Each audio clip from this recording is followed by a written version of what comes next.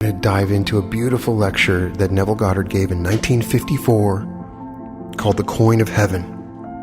And it might have some really good material for a meditation I want to do. We're going to go over some of the teachings in this. It's very powerful, the way he talks about water, and I got a lot out of it, so I'd love to find out what you think. It's called The Coin of Heaven.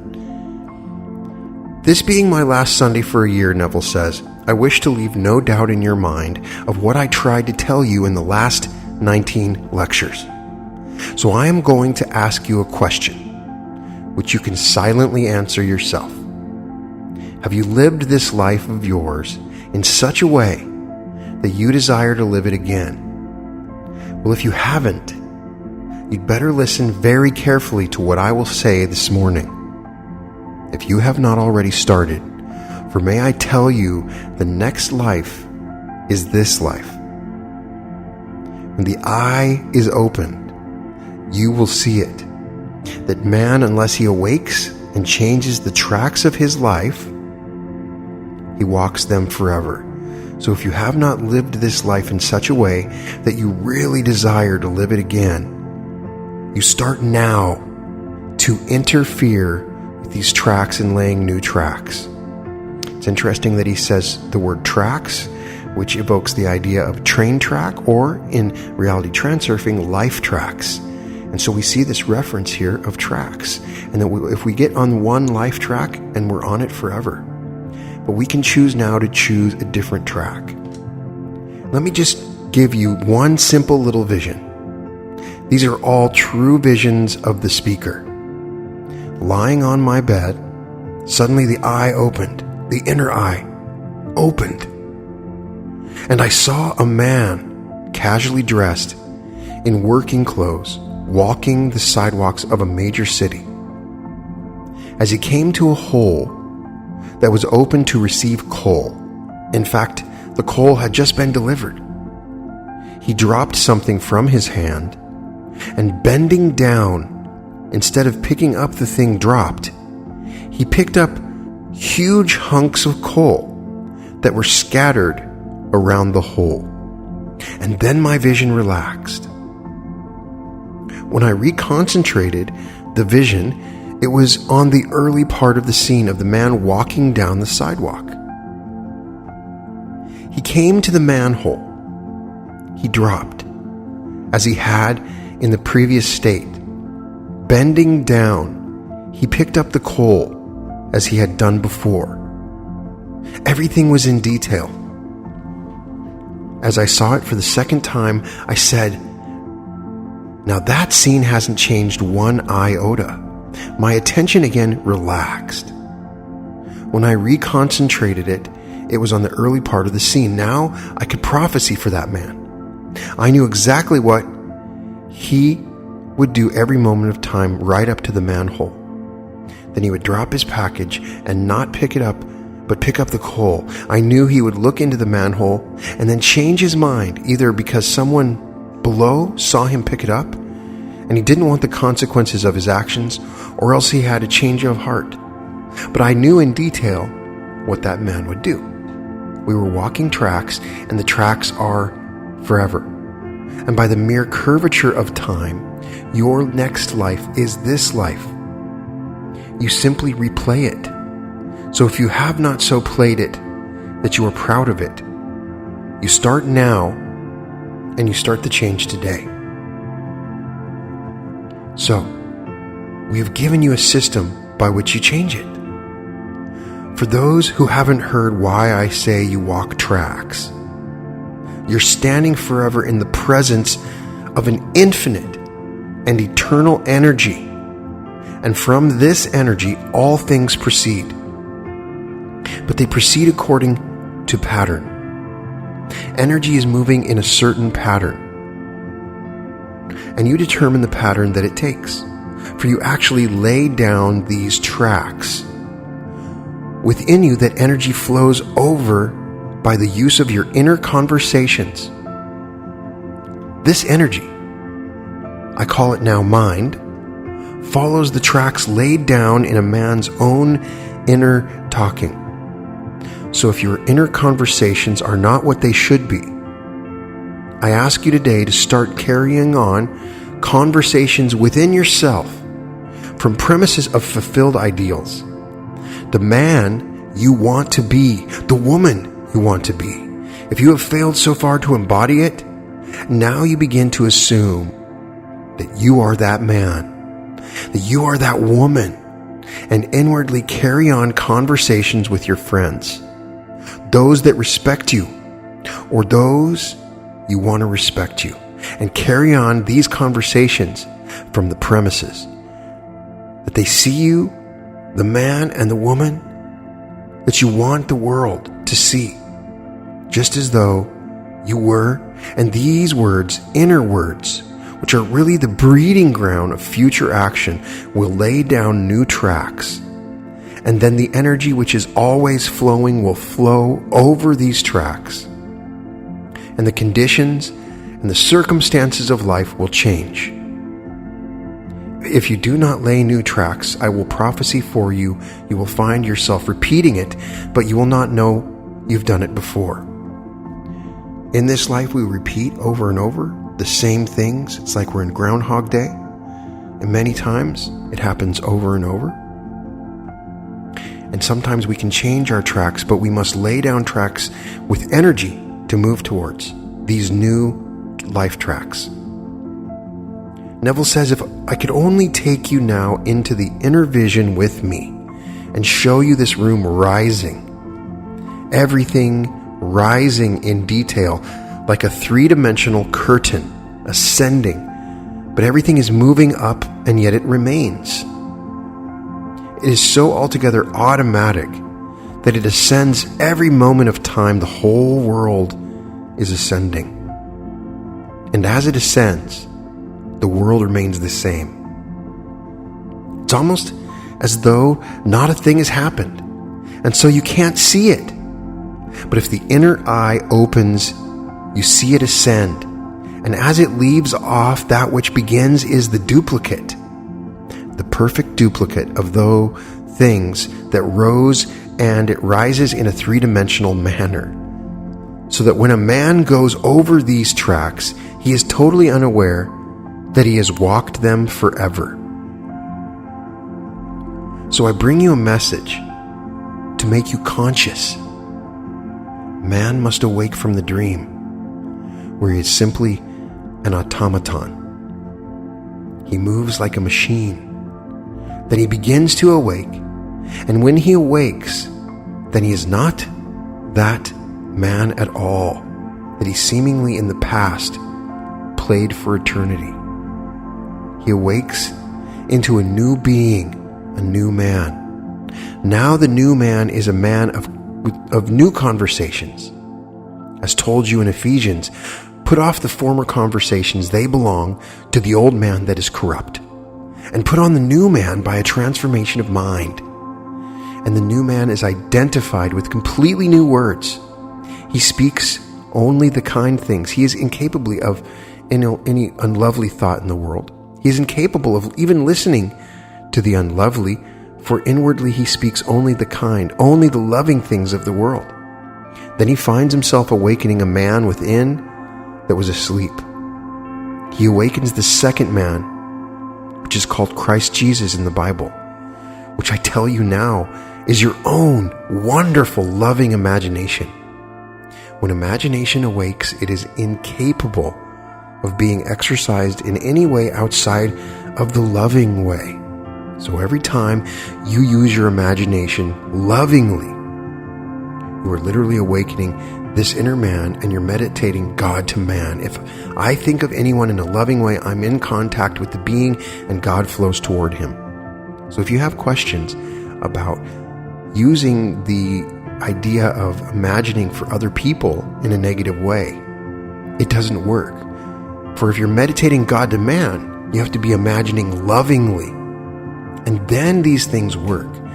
So I find when I'm meeting people now, I imagine lovingly that good things are happening for them. And I can feel the resonance of this. It's almost like if you're imagining the opposite, you're not in contact with true imagination. That's not the imagination of God. So the imagination of God is the ones that's lovingly, when you imagine lovingly. Now, because this is my last Sunday, Neville said at the time, I will give you what I gave the class last Friday. Do not see it just as some metaphorical picture. See it as an actual picture. Imagine yourself at the very base of a wonderful waterfall, and that water is flowing beautifully on you. And imagine it's flowing through you and now from you and flowing towards someone you think of. I make this statement because it's a true statement. We are now in Eden, but we are asleep. As told you in the 2nd of Genesis, man went sound asleep when he was placed to dress it and keep it. To awake, do this. Just imagine yourself the center through which water radiates. And everyone in this world is rooted in me and ends in me, as I am rooted in and end in God. So I am in God's garden in Eden, but in God's garden, every man in the world has a plot, a little garden.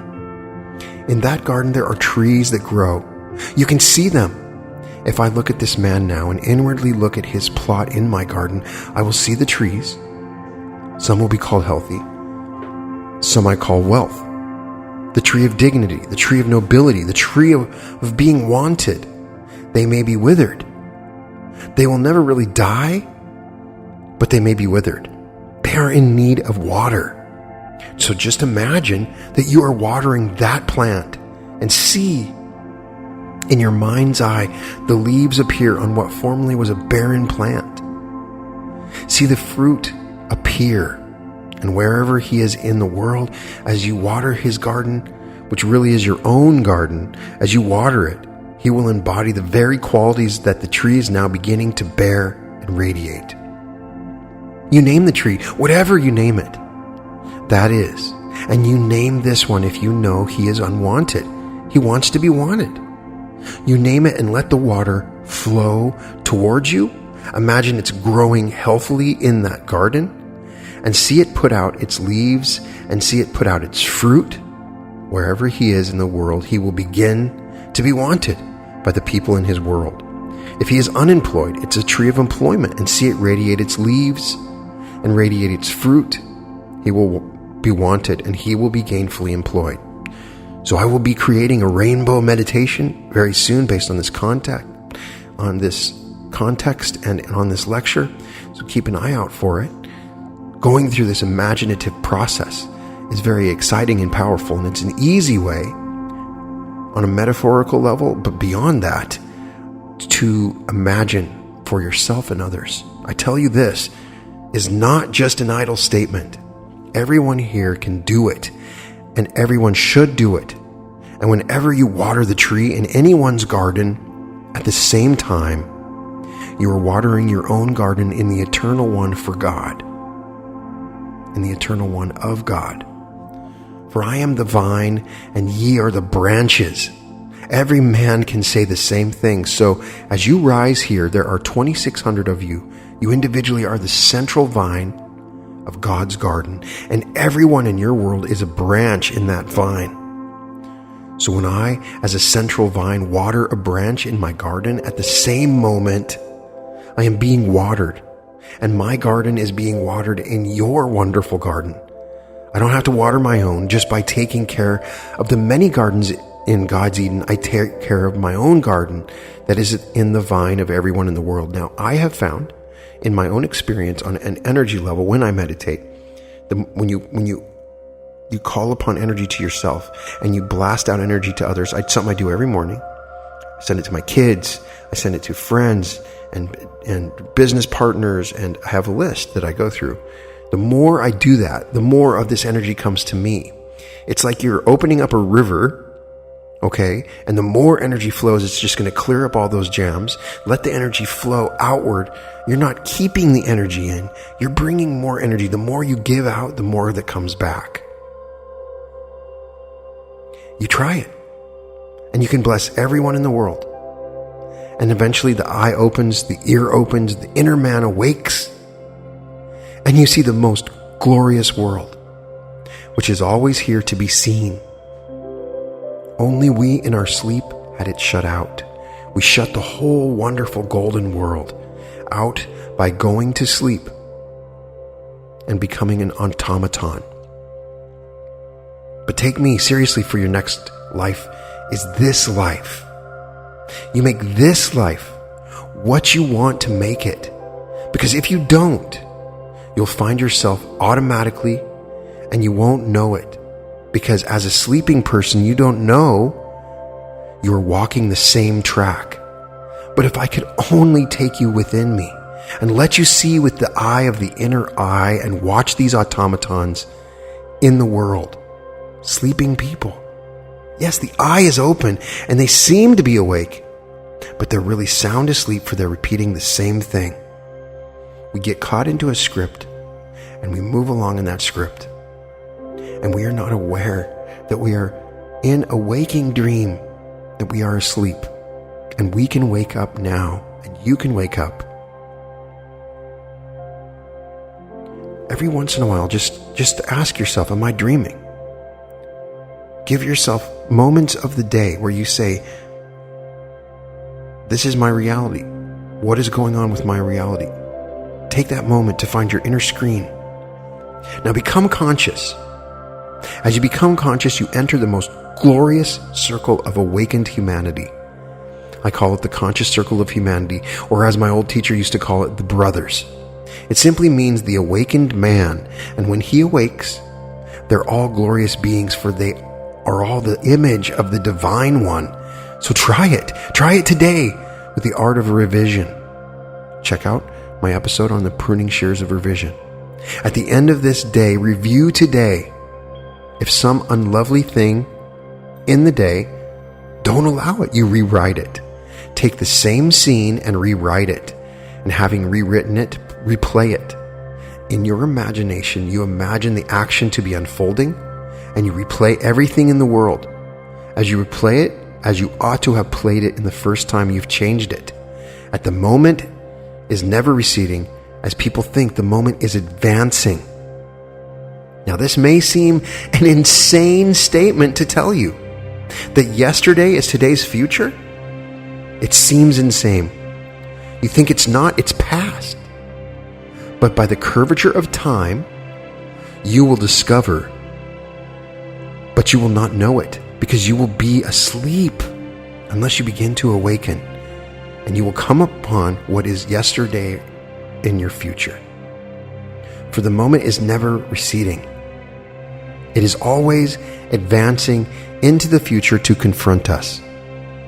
And so if you don't change it, you'll simply find yourself repeating over and over what, luckily, in God's infinite mercy, that sleep shuts out the memory of it. So you are doing it, and you think you're doing it for the first time. But I ask you to awake, for the purpose of this platform is to awaken everyone who comes here, that we may all enter this brotherhood and sisterhood of awakened humanity. Now, we are told there were 2 gifts given to man at birth.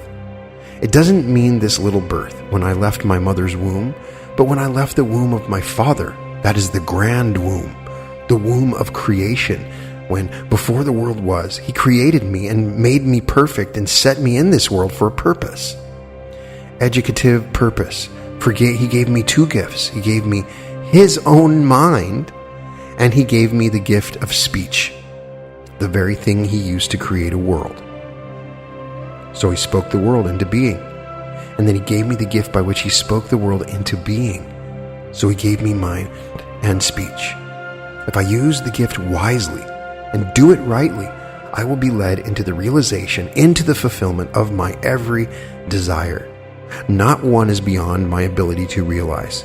If I continually use it wisely, when I quit the body, as the world calls a man dead, when I leave this into another dimension by the wise use of the same 2 gifts, I will be brought into the company of the blessed. If I awake, if I don't use it wisely, I continue my circle of sleep. If I use it wisely, I will break the circle of recurrence and rise beyond it into eternity. If I don't, I continue on the curved line of time and repeat it over and over until someday I awake, for I am destined to be conformed to the image of His Son.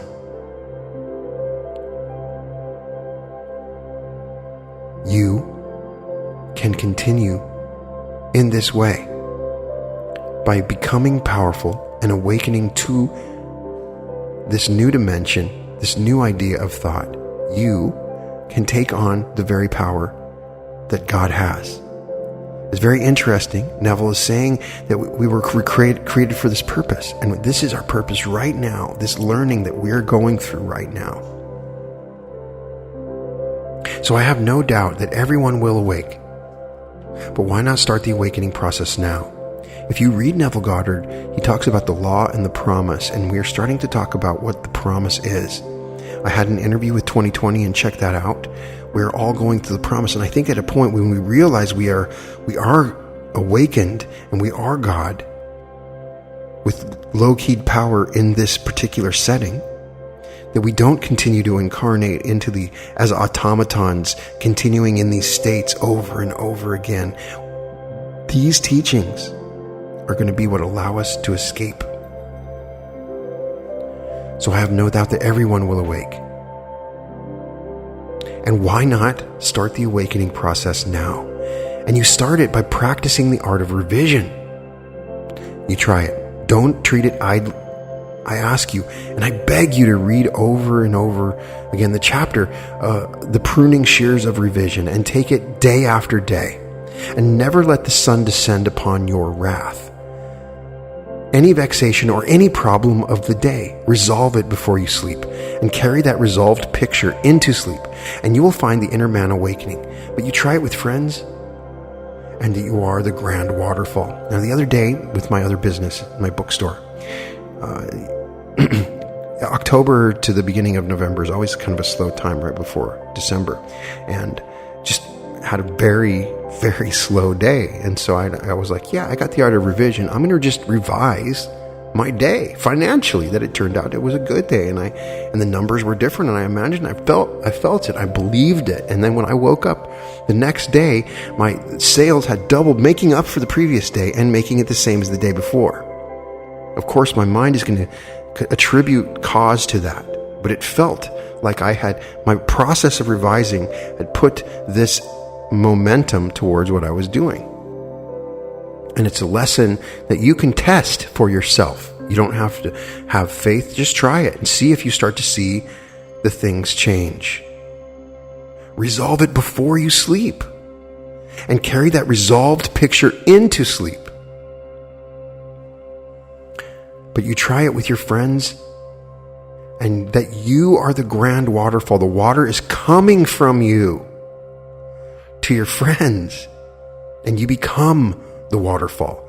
The Bible speaks of water. The mystic knows it does not mean water. It means truth. And so when I see anyone in my mind's eye and see him free, I'm giving him the only truth that will set him free. So if I water his plant, imagine the water is really going to it, and I see the leaves begin to appear, and that man becoming free. He becomes healthy. He becomes secure. He becomes loved. Then those trees are growing beautifully in my garden. And so as I do that, not only will he benefit from my watering his plant, but I will benefit. I will begin to awaken. So I ask everyone here to really try it.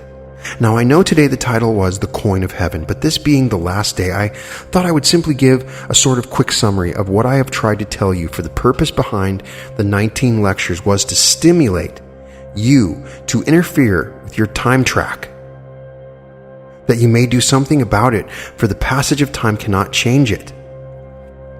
You can change your time track. Again, when I read this, the verbiage is similar to reality transurfing, and when I talk about physics and parallel realities, time tracks are something that comes up. And here he's saying, stimulate you to interfere with your time track, to wake up. He's saying we're automatons, we're zombies, we're in our script. It's an age-old teaching, but it's very prevalent now. You can change your time track. Time cannot change it. If you wait thinking there is going to be some change beyond the grave, I tell you, you will wait in vain. There's no transforming power beyond the grave. All transforming power is in man now to interfere with his time track. And you interfere with it by simply changing one moment in the course of a day, not accepting it as final, no matter how factual the day. You know you did have that experience. Don't allow the day to descend upon it and say, well, I did have it. Go back to the moment in time, rewrite it, replay it in the revised version, and do it over and over in your imagination until that takes on the tones of reality. As it takes on the tones of reality, you've changed your future. Take another incident and change it and keep on changing all the little episodes, all the little experiences, and make them conform to a more idealistic experience and relive it. You know, I have my time travel meditation, but some people still struggle with that. They have big moments way in their past. They try to change, and it's just too emotionally significant. I believe you can change things, all revising things in the past, but I think that what he is saying, that there's a lot of stuff we don't even remember that we haven't revised, that are sticking deep down in our subconscious. So if we're doing this on a daily basis, we're keeping ourselves on the time track that we want to be on. Even if we did something that is opposed to the time track, we can change and we can continue to pull in the resonance and frequency of that new time track. That's why this revision appeals to me the way he's explaining it. I think it's one of the really powerful tools. When you start to believe that there are all these possible variations and futures that are allowed for you in the future, right? And you make a mistake, you have an argument, or something happens that seems to move away, and you can simply go back and remember that as being different. Remember it completely, 100%. Try to imagine that it completely happened. If anyone is here for the first time, you might think, well, that's fooling yourself. I know that somebody, at least one person listening to this video, says that's just a silly mental trick, and it still happened because I know science. Science tells me that nothing can change. You're just fooling yourself. You are insane. I had somebody, a friend of mine, say, this stuff is just sheer insanity. And if you think that you're God or think that you can revise your past, you're just insane. I'm sorry, Brian. I don't mean to tell you this, but you're insane. But try it. That's my only response. Just try it. Try it and see if the inner man will not awaken. And when he awakens, you'll see a world that is automatic. You'll see a world that is a machine. And you'll understand that you're in this machine, that you've been acting automatically. You've been acting out scripts. When you start to become aware of that, the revision process is, he's saying more. Understand, he's saying that your future will change. And also, you begin to move yourself out of the script. There's a script that you're pulling yourself into when you're acting like the automaton, when you're acting like the zombie, right? You're doing the thing that the script made you do. But if you continually imagine that you didn't, you can start breaking the script off. And so this really fits with the ideas that I've been talking about on the podcast. Go back to the reality transurfing episodes on understanding the space of variations and understanding the alternatives flow. Go into my episode on source and going into the void when I talk about some of the concepts that Dr. Joe Dispenza talks about. Okay? And that we are in a script. We wake up, we are in a feedback loop, everything's in a script. We have multiple scripts that we can activate for our life. Now, they're going to be a script no matter what. We're always living in a script. Once you become aware of the script, then when you do things that are on the script that you don't want to, you can actually go back and change them. You will see that the world's a machine, that reality is a machine, and the whole vast world playing their parts, that they've played forever. You will continue to play on the curvature of time forever until he snaps out of it and rises from the dead, as you are told, awake, you that sleep, and rise from the dead. The state called sleep now is likened unto death, where the son has died. So we are told the second son, the prodigal, that when he returned from the cycle and he was met, the father said, he was lost is found, and he that was dead is alive again. So this state of lostness is likened unto death, and the only purpose now is to rise, not to amass a fortune, although you are entitled to it, not to become famous, although you are entitled to it, but simply to awake from the state of sleep.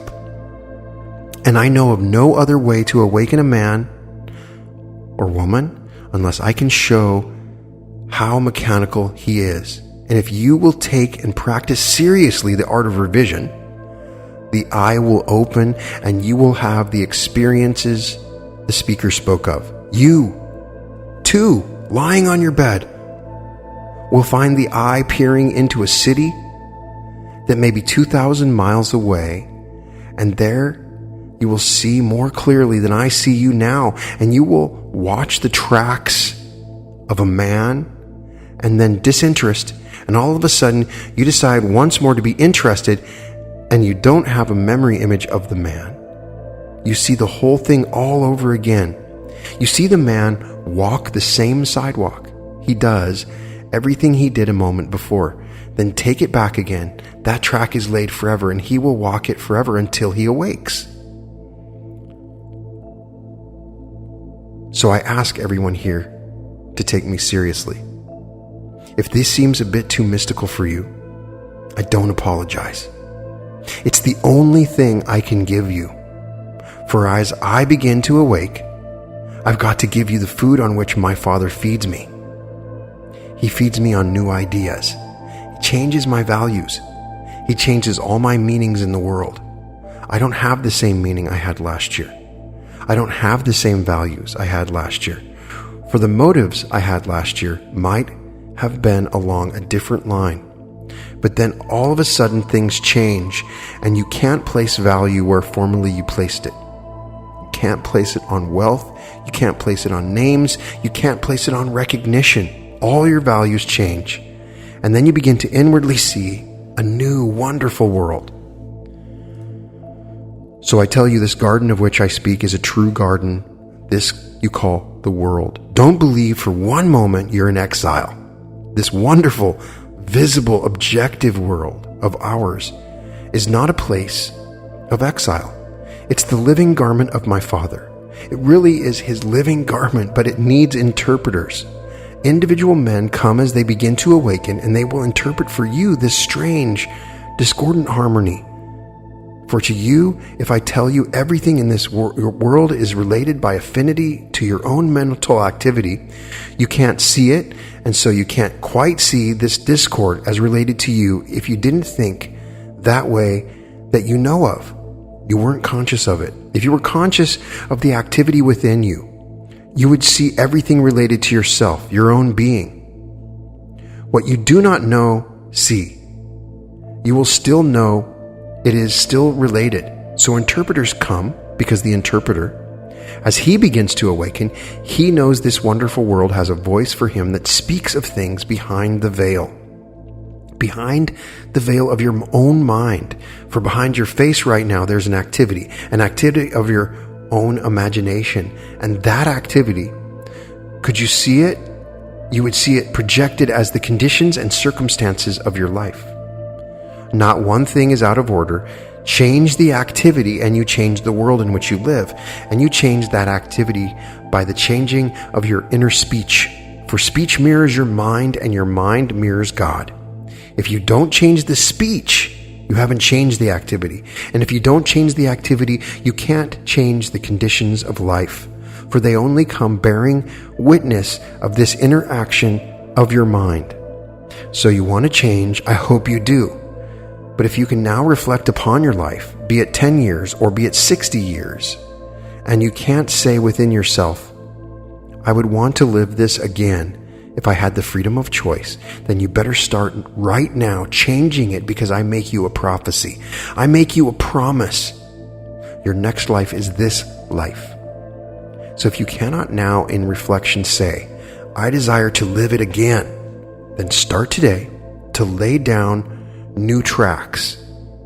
Because if you don't, you're going to live it again. And living it again, you won't even know you're living it again. It is so altogether automatic. It's so effortless as you walk the tracks. For you stand in the presence of energy and you can't stop walking.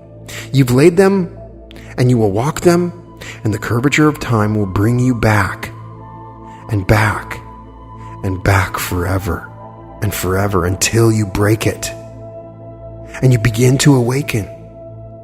And when you awaken, you enter a circle of awakened humanity.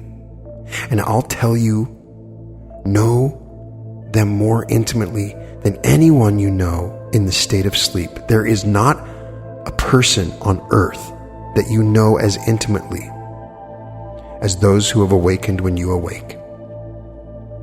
When you go into their presence and you mingle with them, you become one. You do not lose your identity. In fact, you tend ever toward greater and greater individualization. You never become absorbed and lose your identity. But as you awaken to the being that you always were, but you had forgotten it and went sound asleep. There's a beauty in the inner man that the outer has never touched, never scarred. And so as you awaken, and there will be there to meet you because they are awaiting eagerly for the breaking of the circle of recurrence. And so you try it. We have told you many things this year, many things that seem too mystical. But I warned you when I took it 4 Sundays ago this year, I would give you the end of a golden string, and I called upon you to roll it into a ball, and if you did it, it would lead you in at heaven's gate, built in Jerusalem's wall. Well, I felt I have given you that string, but I cannot roll it into a ball for you. I promise you, I will water your garden. But it won't awaken you. It will awaken you only to lovelier things in a way, but it will not really break the circle for you. So I offer you now this day again, the end of the golden string. But I call upon you to wind it and roll it into a ball by the daily application of the principle of revision, by daily watching your interactions and see if they correspond to the actions you desire to perform in the outer world. Watch your conversations carefully. Are they from premises of fulfilled ideas? If they're not, go back and make them actually correspond to the ideal you want to embody in this world. Start. That is winding it into a ball, and it will lead you in at heaven's gate, built in Jerusalem's wall. I have no doubt in my mind, for I know from experience that's how I opened that wall. I opened it up by application. So I warned you every time. I have taken the platform that the knowledge you have now is of no avail unless it's applied. A little knowledge, if carried out in action, is more profitable than much knowledge which you neglect to carry out in action. If you had all the knowledge in the world and you didn't put it into practice, you would not awaken. Now here, this morning, everyone has heard it. You take it today and start this day revising. And watch the circle begin to snap. Watch the eye begin to open.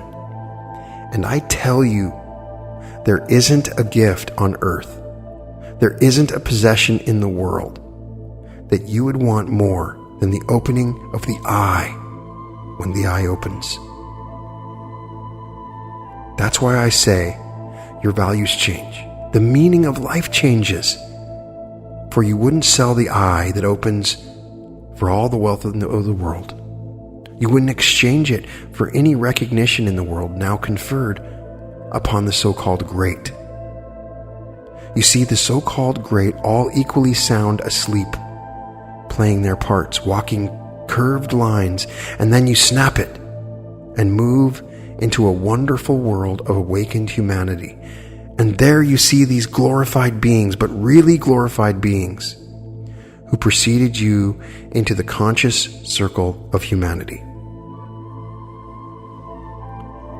really beautiful lecture and the idea that you can imagine watering the gardens of your friends and people that you meet.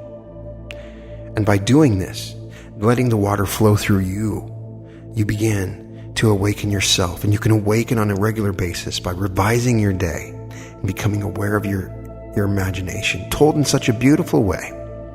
And so I hope when you're listening to this that you're having a glorious and wonderful day, that you are awakening with these words, and that you are revising your day, revising it as you go along, and that you are living from the wish fulfilled.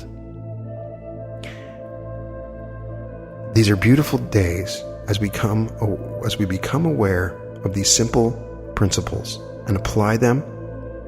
The key thing at the end of this lecture is Neville's telling you this knowledge is irrelevant unless you practice it. So start practicing your revising and choose the life track that you wish to be on.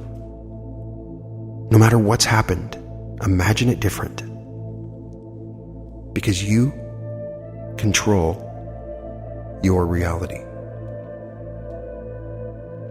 Welcome to the Reality Revolution.